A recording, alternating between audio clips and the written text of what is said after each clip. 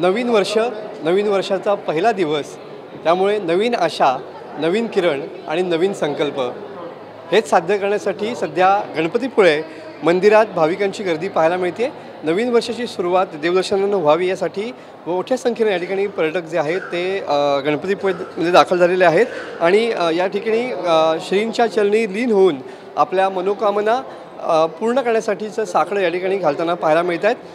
पहाटे 5 वाजल्यापासून गणपतीपुळे मंदिरामध्ये या ठिकाणी भाविकांची मोठी गर्दी दर्शनासाठी झालेली पाहायला मिळते, कारण का नवीन वर्षाचा पहिला दिवस आहे आणि पहिल्याच दिवशी आपल्या मनोकामना पूर्ण करून नवीन वर्षाची सुरुवात करावी या दृष्टीनं मोठ्या संख्येनं भाविक जे आहेत ते या ठिकाणी आलेले पाहायला मिळत आहेत। असेच काही भाविक आपल्यासोबत आहेत आणि छोट्या बाळाला देखील या ठिकाणी ते घेऊन आलेले पाहायला मिळत आहेत। आपण त्यांची संवाद साधणार आहोत। काय सांगाल ताई, छोटं बाळ आणलेलं आहे, काय नवीन वर्षाचा संकल्प असेल?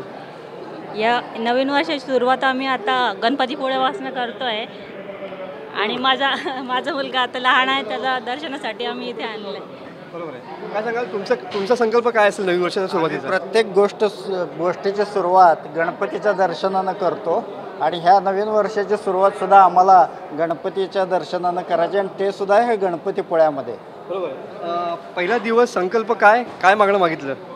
गणपती बाप्पाला सांगितलं की सगळ्यांना भरभरून यश दे, सुख समृद्धी दे आणि शांतता ऐश्वर्य नांदू दे। नक्कीच। आणखी काय पर्यटक आहेत, काय सांगाल काय मागणं मागितलं? पहिल्या दिवशी नवीन वर्षाची सुरुवात या ठिकाणी देवदर्शन झालेली आहे, काय सांगाल?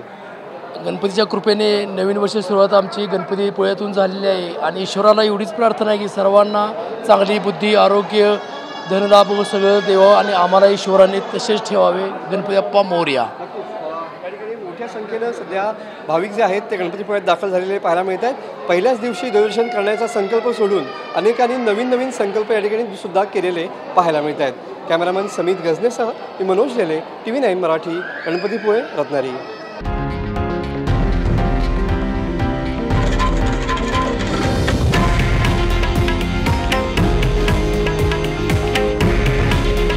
हे आहे देशातील नंबर 1 न्यूज नेटवर्क आणि आपण पाहत आहात TV9 मराठी।